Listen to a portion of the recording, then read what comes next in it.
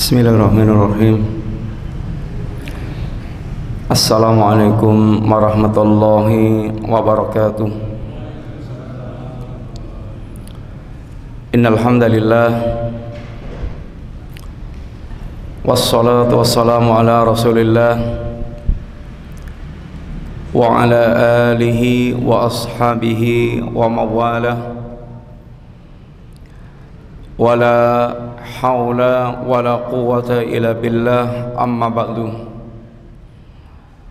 Alhamdulillah, Bapak Ibu jamaah sekalian rahimani wa rahimakumullah. Insyaallah kita melanjutkan pelajaran kita belajar Islam dari dasar. Kita telah berbicara tentang seputar akidah. Apa itu akidah? Kemudian dari mana akidah ini harus kita ambil? Apa dampak-dampak akidah dalam kehidupan seorang muslim? Dan juga bahwa akidah yaitu diantaranya iman bisa bertambah dan berkurang. Ada yang merusak iman dan ada yang menguatkan iman, dan telah kita sampaikan sekilas.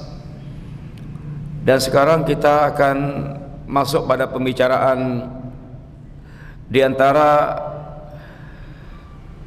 hal-hal yang masuk dalam pembahasan akidah adalah al-imanu billah, yaitu iman kepada Allah Subhanahu wa ta'ala. Sekalian, al-imanu billah enggak cukup dengan kalimat amantu billah, aku beriman kepada Allah. Tapi kita mesti mengetahui siapa itu Allah Ta'ala yang kita imani. Karena enggak mungkin kita akan bisa mengimani tentang Allah kalau kita tidak tahu apa yang Allah ajarkan dan beritakan kepada kita tentang diri Allah. Lalu kita meyakini, mengimani untuk kehidupan kita. Orang mengatakan aku beriman kepada Allah tapi enggak tahu sama sekali tentang siapa itu Allah, maka dia tidak akan pernah bisa beriman dengan cara yang benar. Sekali beriman kepada Allah Ta'ala itu dia meliputi dua hal atau tiga hal. Dua hal itu, pertama, keyakinan kita yang harus benar tentang Allah. Yang kedua, muamalah kita kepada Allah bagaimana seharusnya yang harus kita wujudkan. Bagaimana kita bermuamalah dengan Allah Ta'ala. Berkaitan dengan keyakinan kita tentang Allah, itu meliputi rububiyah Allah, keyakinan kita tentang rububiyah Allah, dan keyakinan kita tentang asma wa sifat Allah, nama-nama dan sifat-sifat Allah Ta'ala. Ini pembicaraan yang berkaitan dengan hal-hal yang harus kita imani tentang Allah Ta'ala. Yang kedua, iman kepada Allah itu harus memiliki muamalah yang benar kepada Allah. Itulah tauhid uluhiyah. Ini kewajiban seorang hamba setelah dia mengetahui siapa itu Allah Subhanahu wa ta'ala, adalah kewajiban untuk memurnikan ibadahnya semata-mata kepada Allah Ta'ala. Maka kalau kemudian dirinci ada istilah yaitu rububiyah Allah, asma dan sifat Allah, dan ini uluhiyah Allah. Dan kita insyaallah akan berbicara satu persatu dari tiga hal tersebut, tentu juga secara global. Yang pertama berkaitan dengan keyakinan yang harus kita miliki tentang Allah, yaitu tentang rububiyah Allah Ta'ala. tentang perbuatan-perbuatan Allah Subhanahu wa taala. Bahwasanya Allah itu Rabbul Alamin. Bahwasanya Allah itu adalah Rabbul Alamin, Rabbnya seluruh alam. Maksudnya Allah adalah Khaliqu kulli syai', Allah yang menciptakan segala sesuatu. Allah Rabbnya seluruh alam, itu artinya Allah yang menciptakan segala sesuatu. Semua selain Allah adalah makhluk. Semua selain Allah adalah makhluk. Sehingga Allah Khaliqu kulli syai', Allah pencipta segala sesuatu. Malaikat ciptaan Allah, nabi ciptaan Allah, kemudian orang-orang saleh ciptaan Allah, termasuk iblis ciptaan Allah, dan semua yang ada selain Allah itu namanya alam, dan alam ini adalah ciptaan Allah Subhanahu wa taala. Maka Allah banyak menyebutkan tentang ayat-ayat yang berkaitan dengan siapa itu yang mencipta. Allahu khaliqu kulli syai', Allah yang menciptakan segala sesuatu. Khalaqas samawati wal arda wa ma bainahuma, Allah yang menciptakan langit dan bumi dan semua apa yang ada di antara keduanya. Itu Allah Al-Khaliq, Allah yang menciptakan. Yang kedua, ini Allah Al-Malik, Allah yang memiliki, dan Allah Al-Malik yang merajai, raja yang pemilik, pemilik yang raja. Sehingga kekuasaan Allah mutlak. Allah Subhanahu wa taala lahu mulkus samawati wal ard, kerajaan Allah, milik Allah lah kerajaan langit dan bumi. Langit dan bumi ciptaan Allah, milik Allah, dan Allah yang menguasai total. Allah Subhanahu wa taala yang yaitu memiliki semuanya. Tidak ada selain Allah yang memiliki langit dan bumi, walaupun hanya misqalu dzarrah, sebesar semut hitam, sebesar biji sawi. Enggak ada yang memiliki alam semesta ini kecuali hanya Allah Subhanahu wa taala semata. Kemudian rububiyah Allah juga dengan makna adalah Allah Al-Mudabbir, Allah yang mengutus, yang mengurus seluruh urusan alam semesta ini. Yudabbirul amra, dialah Allah yang mengurus segala urusan kehidupan yang ada. Semua urusan makhluknya adalah di tangan Allah Subhanahu wa taala. Allah yang mengendalikan semuanya. Allah yang menjadikan langit tidak runtuh, Allah yang menjadikan bumi tidak jugruk, Allah yang menjadikan lautan tidak meluap sehingga membinasakan kehidupan. Yang menahan ini semuanya adalah Allah Subhanahu wa taala. Allah yang mengatur peredaran matahari dari awal diciptakan sampai sekarang sampai hari kiamat, ini tidak akan bergeser kecuali dengan perintah Allah sehingga terjadinya kiamat. Allah Subhanahu wa taala yang juga mengendalikan peredaran bulan dan juga semua bintang-bintang. Semuanya adalah Allah yang mengatur segala urusan ini. Ini adalah makna rububiyah Allah, pengakuan kita bahwa hanya Allah yang bisa melakukan perbuatan-perbuatan tersebut, sehingga kewajiban kita adalah mentauhidkan Allah dalam hal rububiyah ini, meyakini hanya Allah satu-satunya yang menciptakan alam semesta, yang memiliki semua yang ada, yang mengatur segala-galanya. Ini namanya rububiyah Allah Ta'ala. Bapak sekalian, yang kedua, Allah Subhanahu wa Ta'ala menerangkan pada kita bahwa pengakuan makhluk tentang rububiyah Allah itu bagian dari fitrah kehidupan manusia. Fitrahnya makhluk mengakui tentang rububiyah Allah Ta'ala. Sehingga semua makhluk ini yang paling durhaka sekalipun mereka mengakui Allah Ta'ala. Iblis diantaranya, sekalian, makhluk yang paling durhaka dan merancang menyesatkan manusia. Iblis mengakui tentang Allah Ta'ala. Ketika Allah tanya kepada Iblis, wahai Iblis, ma mana'aka, apa sih yang membuat anda itu enggan untuk sujud kepada Adam? Apa kata Iblis? Ana khairun minhu, ya Allah, saya ini lebih baik dibandingkan dengan Adam. Khalaqtani min nar wa khalaqtahu min tin, ya Allah, engkau ciptakan aku dari api, sedangkan Adam engkau ciptakan dari tanah. Sekalian lihat di sini, Iblis mengakui Allah sang pencipta. Iblis mengakui Allah sang pencipta. Bahkan ketika Iblis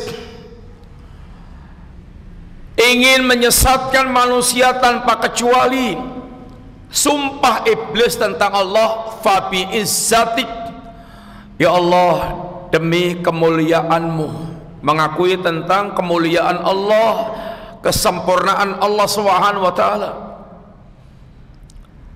La aqudanna lahum siratal mustaqim, benar-benar manusia akan aku halangi dari jalanmu yang lurus. Iblis bersumpah dengan nama Allah untuk melancarkan program penyesatannya kepada manusia, menghalangi dari jalan Allah Ta'ala. Satu. Yang kedua, Fir'aun. Fir'aun yang zahirnya sombongnya itu sampai sundul langit, sehingga sampai dia tertipu dengan kondisi dirinya. Ana rabbukumul a'la, saya adalah Rabb kalian yang paling tinggi.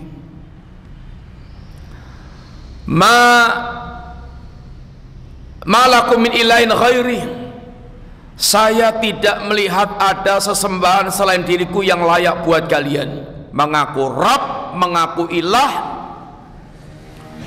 dengan dia bersombong Mesir miliknya, sungai Nil mengalir di bawahnya, kekuasaannya,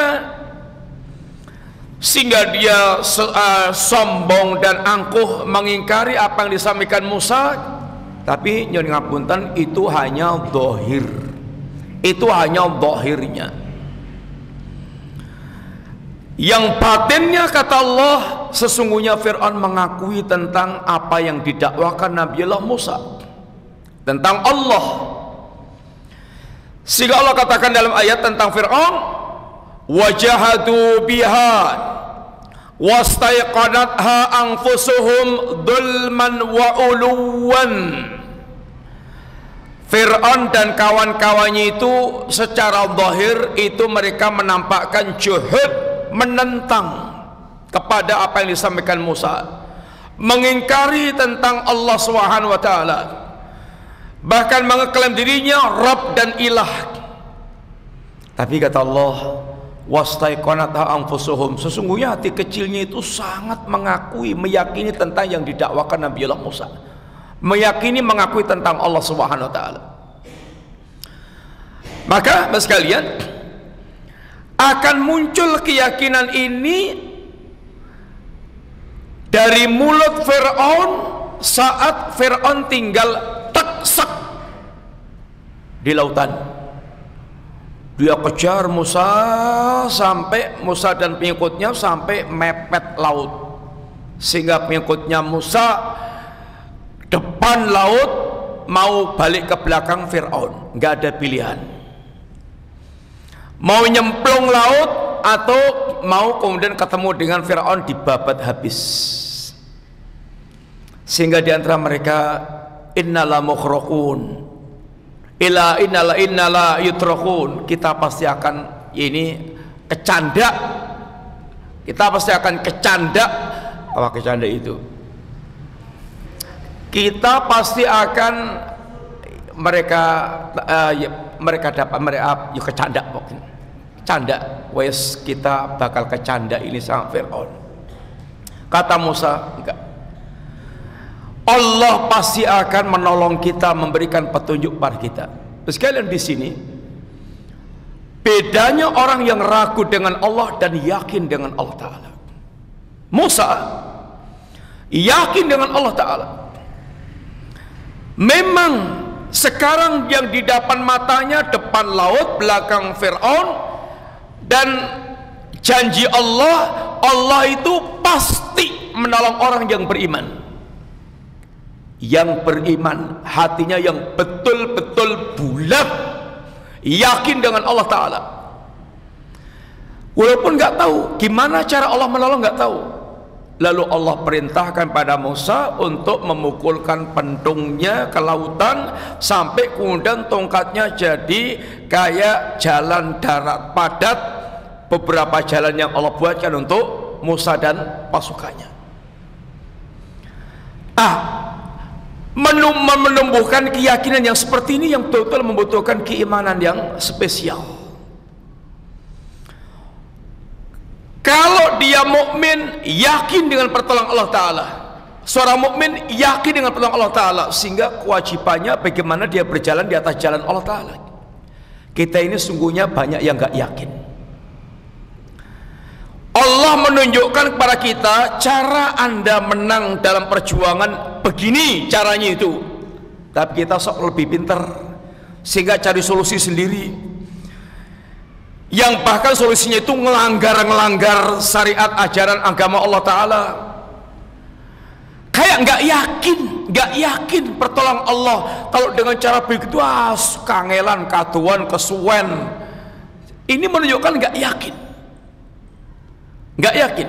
Contoh umpamanya, Nabi katakan, ketika kita ini jatuh dalam kehinaan, dalam kinaan, sallallahu alaikum dullan, kata Nabi. Ketika Anda sudah tenggelam dalam ribawi, Anda asyik dengan dunia, ternak, kemudian kebun-kebun kalian, sehingga hatinya itu terpikat dengan itu, lalu Anda tinggalkan jihad, nggak urusan dengan agama. Kalau sudah suasana hatinya seorang muslim seperti ini, maka kata Nabi sallallahu alaikum dulan, Allah akan campakkan dalam kinaan, la yangzi'uhu hatta tarju ila dinikum. Kalian tidak akan dicabut kinaan oleh Allah sampai kalian kembali kepada agama. Kembali kepada agama artinya faham tentang agama, lalu mempraktekkan akidah ajaran agamanya, mempraktekkan ibadah ajaran agamanya, mempraktekkan akhlak ajaran agamanya. Itu kunci kemenangan, kunci kembalinya kewibawaan. Dan untuk bisa mengembalikan umat kepada faham agamanya itu nggak ada cara lain kecuali harus memperbanyak taklim di masjid-masjid, mengajarkan kepada kaum muslimin, mengenalkan tentang ajaran Islamnya yang benar, lalu bagaimana mendidik umat ini mereka tumbuh berkembang dengan ajaran agamanya. Nggak ada cara yang lain, sehingga dia akan bisa kembali kepada agamanya. Balik yang omah, kata orang, balik yang omahmu. Lah kalau dalannya nggak tahu aja, gimana mau balik ke rumah? Dalannya aja nggak tahu. Kembalilah kepada agama Anda. Kalau nggak mudeng akidah Islam gimana, ibadah Islam gimana, akhlak Islam gimana, ajaran Islam gimana, nggak paham, gimana kita akan kembali kepada agama itu? Kunci kemenangan kembali kepada agama, bertauhid yang benar, beribadah yang benar, berakhlak yang benar, berislam yang benar. Tapi sebagian orang nggak mau dengan cara itu. Sekarang ada ahli politik memberikan solusi. Kalau kamu pengen mulia, pengen menang, pengen jaya, begini caranya. Ada lagi budayawan memberi solusi. Kalau kamu pengen ini hebat, pengen mulia, begini solusinya. Ekonom ngasih lagi solusi, begini caranya. Kemudian intelektual atau intelek, orang-orang yang intelek ngasih solusi, begini. Cendekiawan ngasih solusi, begini caranya. Terus Nabi ngasih solusi, begini caranya. Kira-kira yang kita pilih yang mana? Politikus budayawan, ekonom, kemudian saintis. Yang mana yang kita ingin kita pilih kira-kira? Nabi. Tentu lisan kita mengatakan Nabi, tapi perbuatan kita mengatakan enggak.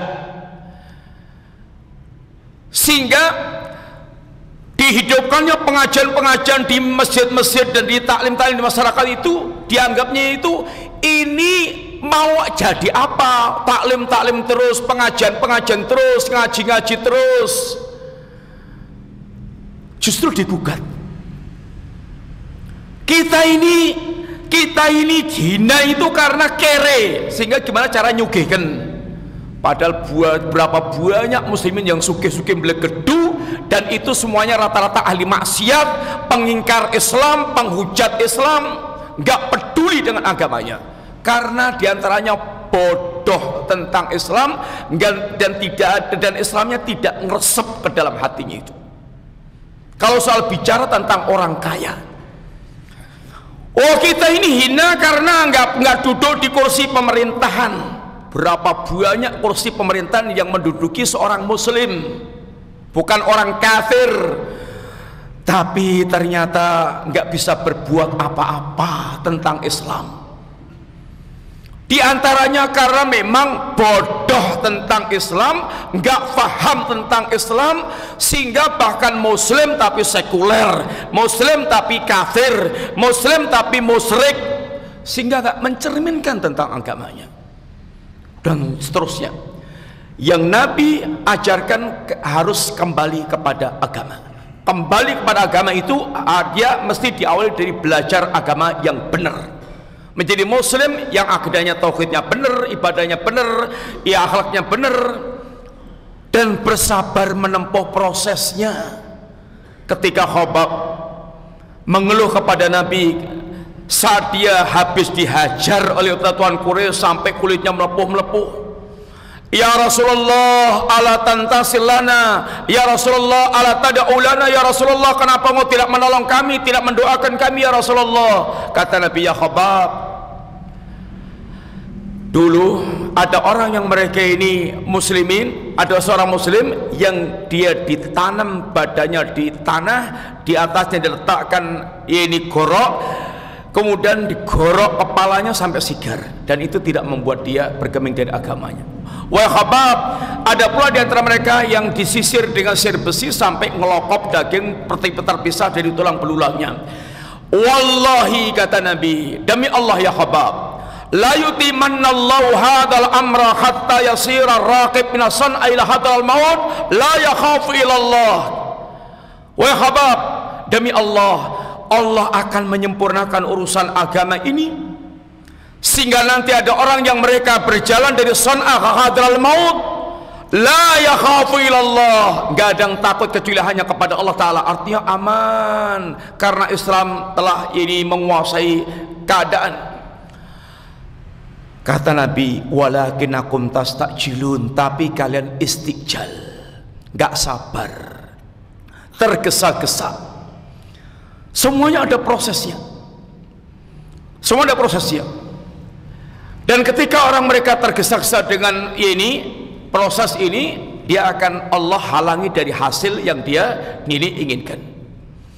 Orang untuk menjadi dokter ya harus sabar, prosesnya ada prosesnya. Sekolah sampai dia jadi dokter, nggak langsung ujuk-ujuk bayar 10 miliar jadi dokter, nggak bisa, mati semuanya nanti praktek mati semuanya.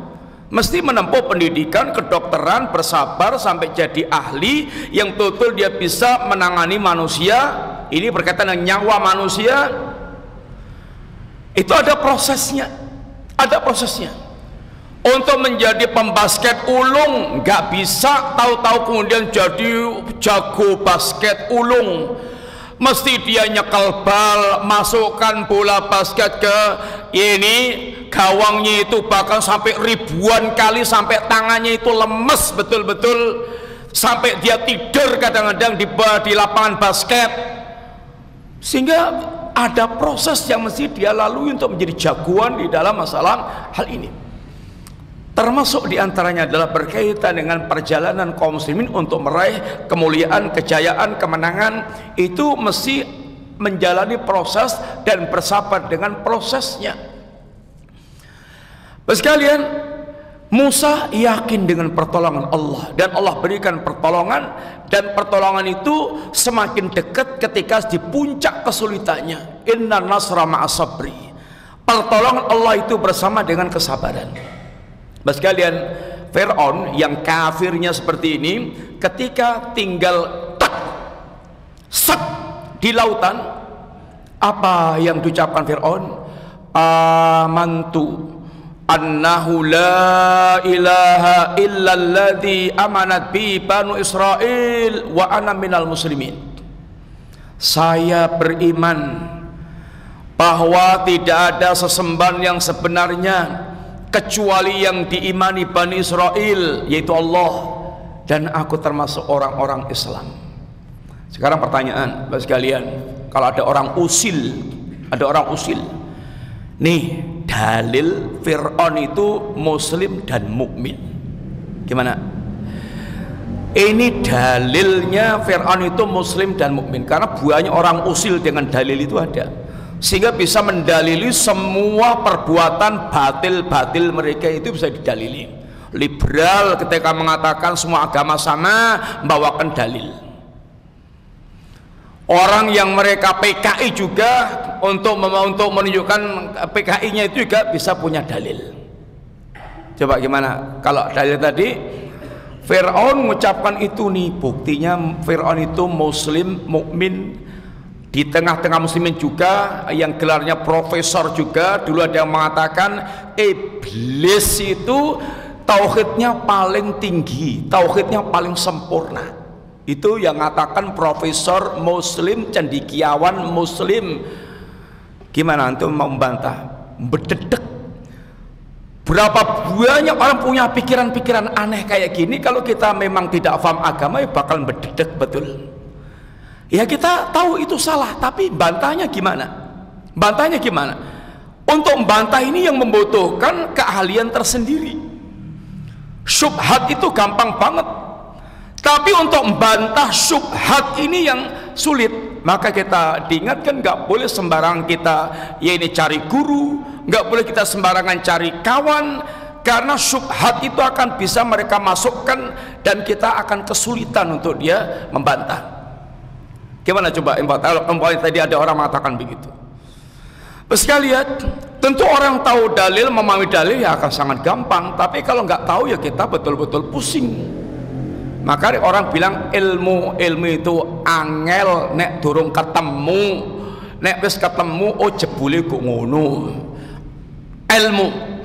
Sekalian, Fir'aun ini mengucapkan kayak gini ditolak oleh Allah karena terlambat.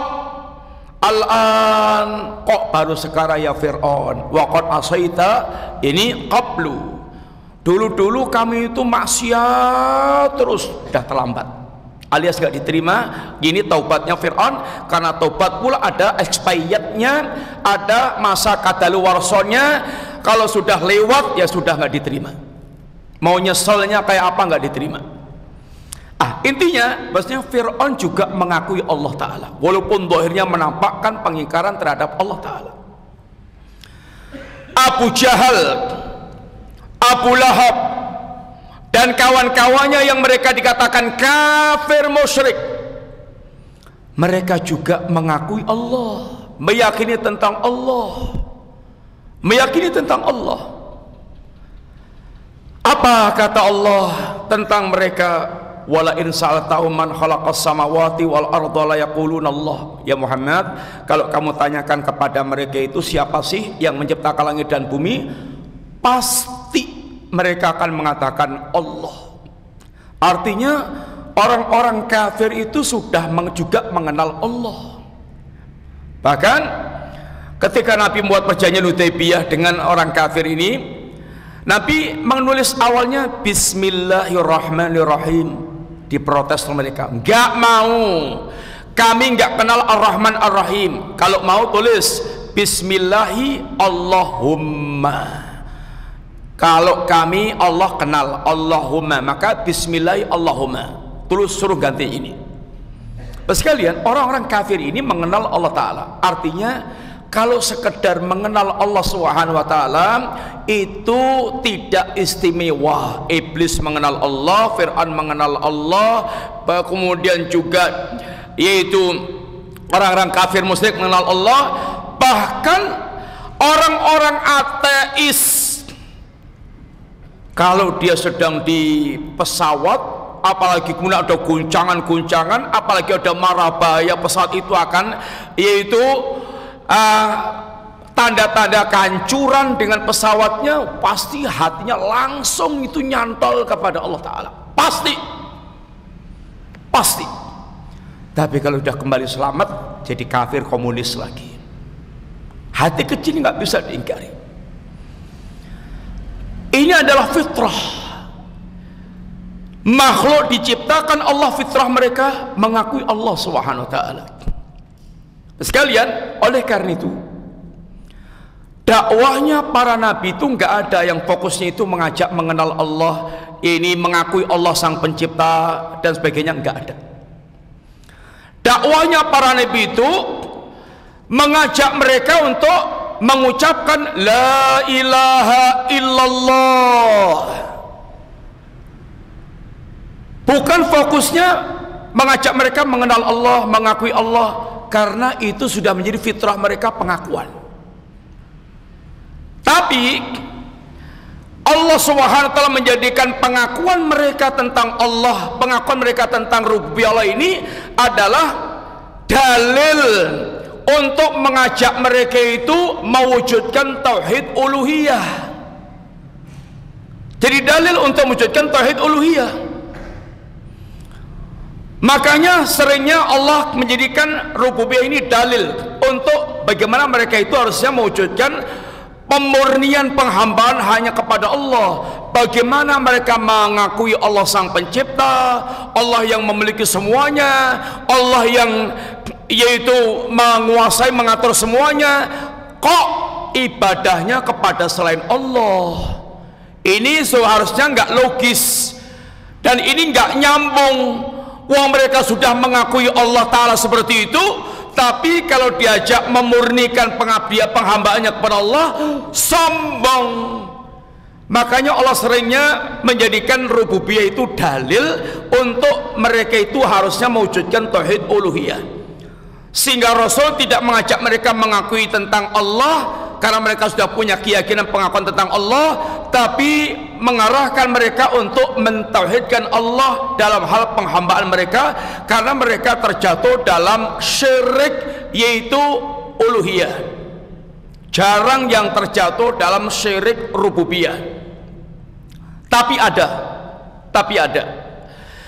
Sekalian, maka di antara contoh ayat yang Allah mengajak untuk menyembah hanya kepada Allah dengan menunjukkan pengakuan mereka tentang rububiyah Allah, itu contohnya yang sangat rinci diantaranya dalam surat An-Naml. Beberapa ayat itu Allah menggugat mereka, harusnya mereka memurnikan ibadahnya kepada Allah Ta'ala. Surat An-Naml ayat yang ke-59. Allah katakan diantaranya, Allah khairun amma yusrikun. Wahai orang musyrik, Allahkah yang lebih baik ataukah sekutu-sekutu yang kalian sembah selain Allah itu yang lebih baik? Lalu Allah mengajukan pertanyaan satu persatu. Amman khalaqas samawati wal arda wa anzala lakum minas sama'i ma'an fa ambatna bihi hadaiqa dzata bahjatin ma kana lakum antum bitu syajaraha a ilahun ma'allah bal hum qaumun ya'dilun.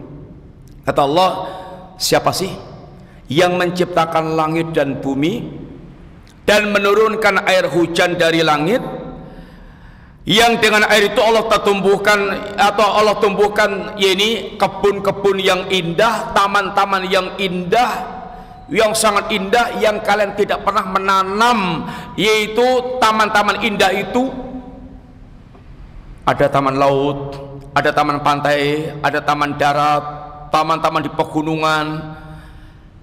Kata Allah, siapa itu yang menanam itu? Siapa yang menciptakan langit dan bumi? Siapa yang menurunkan air hujan dari langit? Pasti nggak ada orang menjawab saya. Nyoro Kidul atau Mbah Petruk, nggak ada. Pasti nggak ada. Semuanya pasti mengembalikan kepada Allah Ta'ala dengan ungkapan Sang Yang Waseso, Tuhan Yang Maha Esa, Gusti Allah, dan seterusnya. Intinya kembalinya kepada Allah Ta'ala. Maka kata Allah, A'ilahun ma'allah, apa memangnya ada sesembahan selain Allah?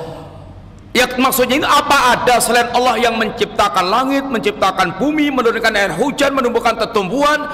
Kok kalian nyembahnya kepada selain Allah?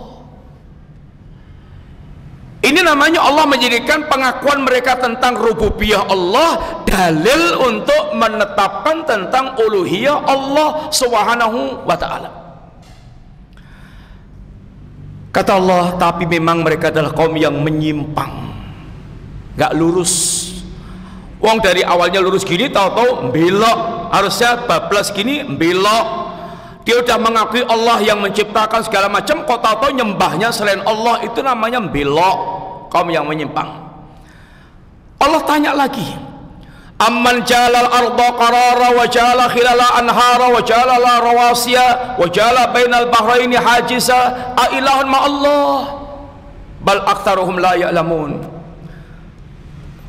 Allah katakan, siapa yang menjadikan bumi itu menjadi tempat yang nyaman ditempati, nyaman untuk tempat tinggal?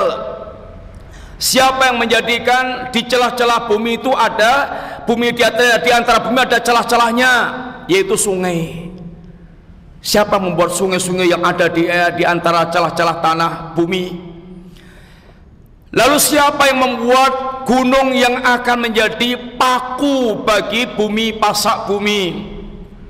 Siapa yang menjadikan di antara dua lautan itu kayak dinding, ada dinding pemisah? Air tawar, air asin itu nggak bisa ketemu, kayak ada dinding pemisah. Yang membuat ini semuanya siapa sih? Pasti mereka akan mengakui Allah. Maka kata Allah, A'ilahun ma'allah, apa memangnya ada yang membuat bumi menjadi nyaman tempat tinggal, yang membuat sungai-sungai, yang membuat gunung menjadi pasak bumi? Apa memangnya ada selain Allah yang melakukannya itu? Kok kamu nyembahnya kepada selain Allah? Ini namanya Allah menjadikan tauhid rububiyah sebagai dalil untuk mengantarkan orang dia hanya menyembah Allah Ta'ala. Sebagaimana pengakuannya Allah satu-satunya yang mengadakan itu semuanya, maka Allah pula hendaknya yang harusnya satu-satunya yang disembah, bukan justru nyembah selain Allah Subhanahu wa ta'ala. Amman yujibul mudtarra idza da'ahu wa yakshifus su'a wa yaj'alukum khulafa'al ard a ilahu Allah. Siapa yang mengabulkan doa ketika orang itu terdesak? Orang musyrik dulu, kalau dia itu sedang berlayar di lautan, lalu ada ombak yang menggulung mereka, yang mereka lakukan berdoanya itu tulus murni hanya kepada Allah, lupa itu dengan semua sesembahan yang mereka sembah. Lata Usamanat wa idza raqibu fil fulki da'ullaha mukhlisina lahudin falamma najaum ilal bar idza yusyrikun. Ketika mereka berlayar di lautan, wa idza ghasyahum maujun kadulal, lalu mereka dikepung oleh ombak sehingga mereka seperti mau digulung oleh ombak. Tidak ada yang bisa menyelamatkan saat itu kecuali hanya Allah. Mereka tahu, maka mereka memurnikan doanya hanya kepada Allah. Tapi kalau sudah selamat sampai ke daratan, musyrik lagi. Sekalian, apa pentingnya kita bicara tauhid rububiyah? Apa memangnya ada orang musyrik dalam rububiyah? Secara umum sesungguhnya jarang banget yang musyrik dalam rububiyah, tapi onten yang musyrik dalam hal rububiyah ada. Jangan jauh-jauh kita ke keyakinan kafir. Kalau di Hindu ada keyakinan mereka, ya ini dewa-dewa, jelas itu syirik dalam hal rububiyah. Buddha juga demikian, Nasrani juga demikian, keyakinan tentang Yesus anak Tuhan, ada Tuhan Bapa, Tuhan Anak, Tuhan Rohul Kudus. Yahudi mengatakan Uzair anak Allah. Ini semuanya syirik dalam hal rububiyah. Muslimin, sekalian, muslimin, ada yang punya keyakinan namanya wali kutub. Wali kutub, wali yang punya kekuasaan di sebagian alam semesta, sehingga bahkan wali kutub ini lebih top dibandingkan dengan nabi. Yang dikatakan wali-wali ini lebih top dibandingkan dengan nabi. Wali itu bisa membaca hatinya orang, nabi nggak bisa. Nabi nggak bisa. Makanya orang-orang seperti ini bahkan ketika mereka dihadang marabaya itu bukan lagi yang muncul ya Allah, ya Allah, ya Allah, tapi ya Husain, ya wali fulan, ya syekh fulan. Syiriknya nemen. Ini menunjukkan syiriknya lebih parah dibandingkan dengan orang musyrikin Quraisy. Orang musyrikin Quraisy kalau dia kena marabaya itu doanya mukhlis tulus hanya kepada Allah, ya Allah, ya Allah, ya Allah, murni dan lupa itu yang lain-lainnya itu. La ta'uzamanat. Tapi kalau ini malah enggak. Ini begitu dia ketimpa marabaya kayak gitu, yang diseru Husain, ya wali fulan, ya syekh fulan. Disangoni foto, nanti kalau kamu terkena marabaya, tokno itu fotomu, jeluen itu nama, ya ini syekh fulan ini. Ini pendidikan syirik sekalian yang diajarkan kepada ini kaum muslimin. Dan begitulah kenyataan yang ada di tengah-tengah ini kehidupan yang ada.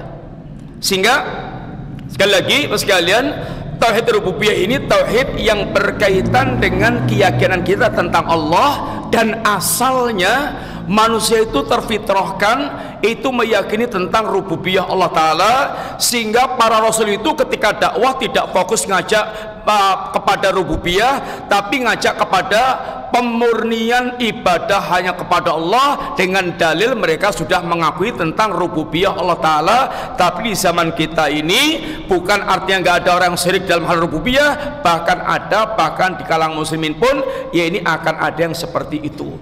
Itu dulu sekalian yang kita sampaikan, mudah-mudahan manfaat. Matur nuwun, jazakumullahu khairan. Wassallallahu ala nabiyyina Muhammadin wa ala alihi wasallam. Subhanakallahumma wa bihamdika asyhadu an la ilaha illa anta astaghfiruka wa atubu ilaik. Assalamualaikum warahmatullahi wabarakatuh.